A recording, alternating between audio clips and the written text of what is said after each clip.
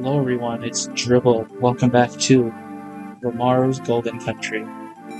It's just an interlude today, so won't be very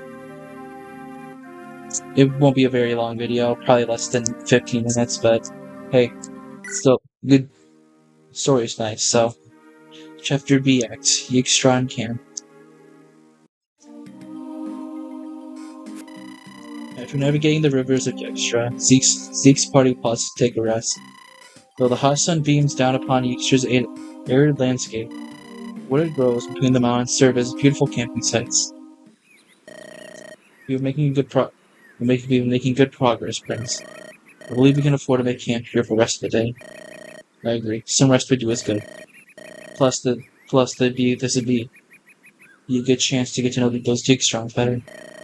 Indeed. Well done. How's the clearing work? Look, it seems like a good spot to me.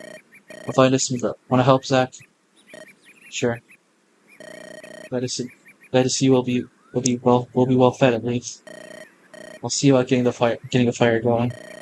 Good plan. Alexis and I can pitch sometimes. Play a little keep watch, I guess. Well then.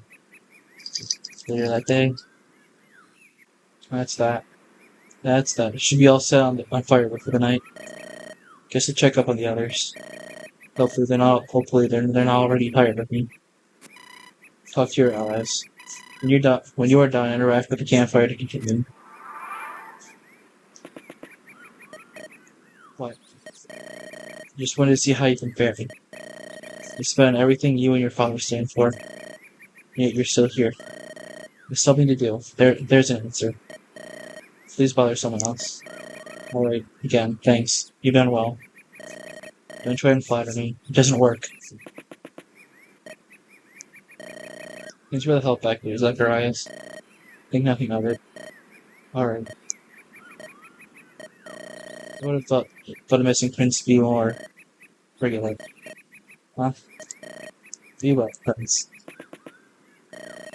The Prince of Elvacor. That's still insane to me. Really? Are you from Yogstra? Yeah, but your death was a big deal for a lot of the continent. Of course, the revolution was also going on, so yeah. Things should be up in flames if the Emperor died. Well, maybe that's a bit dramatic. Isn't the Emperor decided by a combat tournament? Yep. So I guess it'd be less literal flames and more so flames of ambition. Second of the one of the while, so this doesn't really impact us anyway.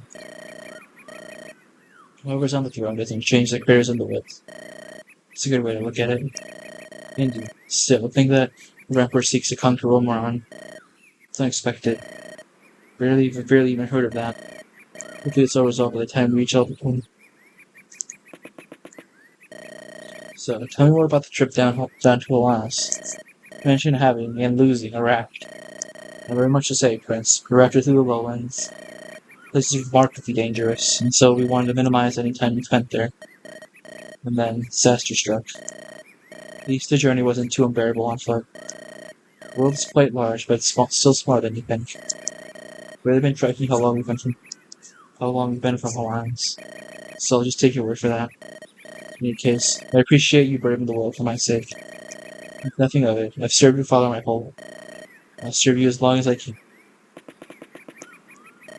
Your Highness, what's the matter? Nothing specifically, it's just so strange that I can actually say it. The world's thought you dead for most of my life. In your life too, I guess.